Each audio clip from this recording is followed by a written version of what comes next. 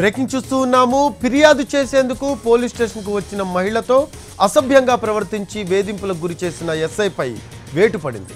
నల్గొండ జిల్లా సౌలిగౌరారం పోలీస్ స్టేషన్లో ఫిర్యాదు చేయడానికి వచ్చిన మహిళ పట్ల ఎస్ఐ ప్రవీణ్ అసభ్యంగా ప్రవర్తించాడని ఆరోపణలు వచ్చాయి.